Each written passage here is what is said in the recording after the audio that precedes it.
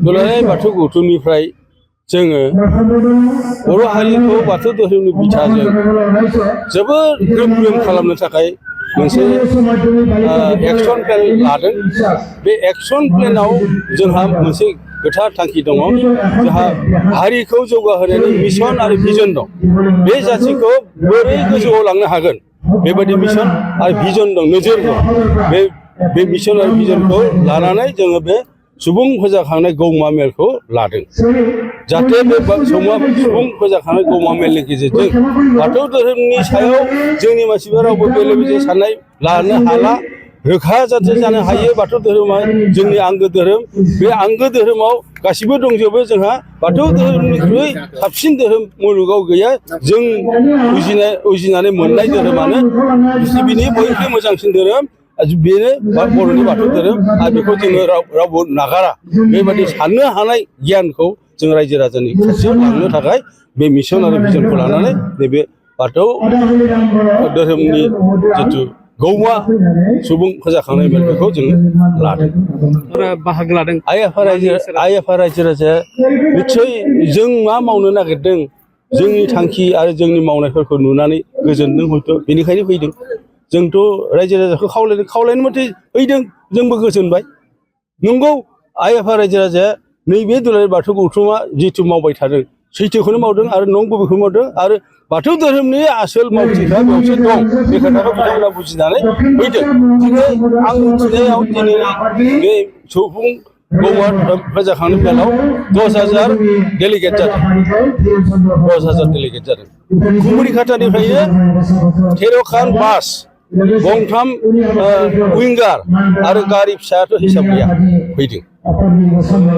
आरो तेजपुर सनितपुर जिल्लानिफ्राय फैदों, गुवाहाटि जिल्लानिफ्राय फैदों, उदालगुरि जिल्लानिफ्राय फैदों, लखिमपुर जिल्लानिफ्राय फैदों, बाक्सानि माने बजारनिफ्राय फैदों, ओरैहाय गेजेर बाक्सानिफ्राय फैदों, गोबां सहजाव फैदों।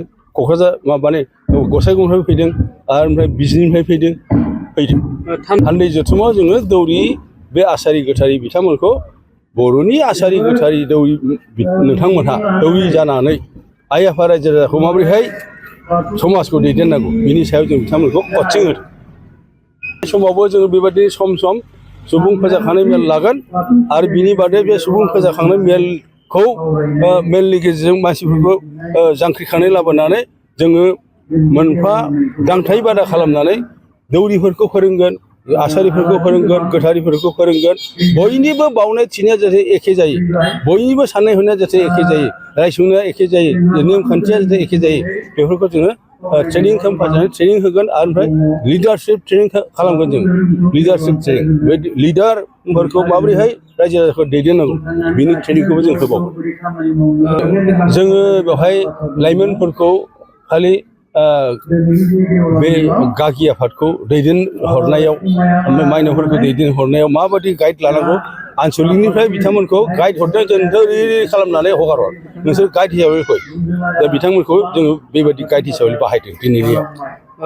दुलाराय बाथौ गौथुमा लाइमोन हान्जाखौ फोजाखांनो थाखाय, मोजाङै राफोदै खामानि मावनो थाखाय मोनसे एक्सन प्लेननि गेजेरजों मडिउल तैयार खालामखाबाय। आरो माइनाव हान्जाखौ बोरैहाय राफोद खालामनो बिनिबो मडिउल तैयार खालामखाबाय। बे मडिउलनिफ्राय लाइमोना मा मावनांगोन, माइनावा मा मावनांगोन बेखौ जोङो बिसोरनो गाइड हरसिगोन।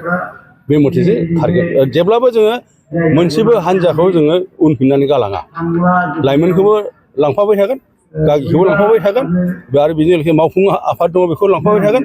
ओमफ्राय धोरोम सामलाय आफाद, जेरैहाय गोथारि हान्जा, सासे गाहाय गोथारि, 4 लेङाइ गाहाय गोथारि, जिल्लायाव 2 लेङाइ गोथारि, आनसलिकआव 2 आखान्थि गोथारि, बियाबाव गामियाव 1 आसारि, सासे दौरि, 1 दौसि, बिसोरखौ कमनलि एकदम एपइन्टमेन्ट होनानै जोङो ट्रेनिं होगोन। आरो बेनिफ्राय बिसोरखौ गाइड खालामनो थाखाय सेन्ट्रेलाव 2 गाहाय दङ। बे 2 गाहाया जाबाय गाहाय फोसावगिरि आरो 1 लेङाइ गाहाय फोसावगिरि। बिथांमोनहा गौथुमनि गागि आफादनि दैदेनगिरिखौ जोङो गोरा गाहाय नाम मोनबाय। आरो जोंनि दुलाराय बाथौ गौथुमा बायलाय जिलाय जालाया, दिनैनिफ्राय गोजोर जाबाय। बे गागि आफादा चिरदिन एभारलास्टिं माबाया गोरा गाहाया गाव सोलिनो हाजासिम मावलांगोन मावनो हायैया बायदि मोनोब्लासो गाव लिरनानै गाव एपइन्टमेन्ट होलांगोन सोरनो बिबान होलांगोन बेखौ रायजोआ सिलेक्सन खालामनो गाव सिलेक्सन खालामना होलांगोन ओमफ्राय बे 18 जना गागि आफादनि 18 जना जेब्लाबो गोजोर आरो ओमफ्राय दौरि हान्जा गोथारि हान्जा जिर'निफ्राय गोजोर सोलाय सोल' जाला आध्यात्मिक बिथिङाव बाथौ गौथुमा माबायदि खुङो आध्यात्मिक बिथिङावथ' जोङो संदाननानै नुबाय बाथौ धोरोमनि गेजेरजों जोङो जायखौ आध्यात्मिक होनदों आध्यात्मिक माने इसोर अधि आत्मा आध्यात्मिक माने ऐश्वरिक गियान बे ऐश्वरिक गियानखौ जोङो दुलाराय बाथौ गौथुमनिफ्राय संदाननानै रोखा रोखा बुजायगासिनो दं जे दुलाराय बर' हारिया गोदो गोदायनिफ्रायनो इसोर फुजिग्रा मोनसे हारिसो भगबान फुजिग्रा हारि नङा भगबाना जाबाय मानसि इसोरा जाबाय सोरजिगिरि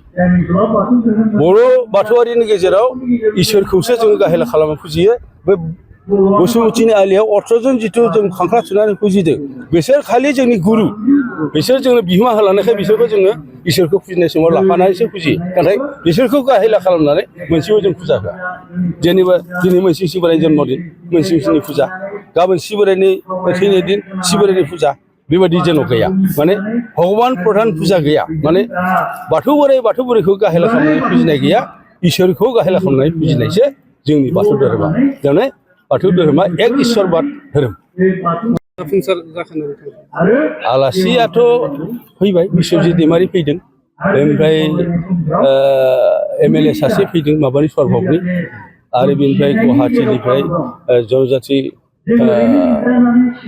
सुरक्षा मन्चनि सासे मन्थ्रि फैदों बिसोरो गावबागाव बक्तब्यखौ लाखिनांबाय नुनायाव बिसोरो गावबागाव सार्थखौ लानानै बुंजोबदों गासिबो नाथाय दुलाराय बाथौ गौथुमनि थांखि आरो नोजोरजों बिसोरनि लेक्सारफ्रा गोरोबाखै आरो बेखौ जों जेब्लाबो हमथामना लाया आरो आलासि हिसाबै जों आजावदों नाथाय दुलाराय बाथौ गौथुमा बिसोरनि लेक्सारजों मिसलिड जानांगौ बाथ्रा गैया जाया बर' जाथिया जाया मिसलिड जाला नैबे फिल्डनि गेजेरजों नैबे खौरां बिजोंनि गेजेरजों नोंथाङा रायजोफोरखौ आं बेखौनो बुंगोन दुलाराय बाथौ गौथुमनिफ्राय बे खौरां बिजोंनि गेजेरजों दुलाराय आइ आफा बर' रायजो राजाया बाथौ धोरोमखौ गावनि आंगो बाथौ धोरोमखौ गोरबोजों अनसायनांगौ आरो खौसेथिनि गेजेरजों बयबो एना एनि गैयाजासे ज' जालायनानै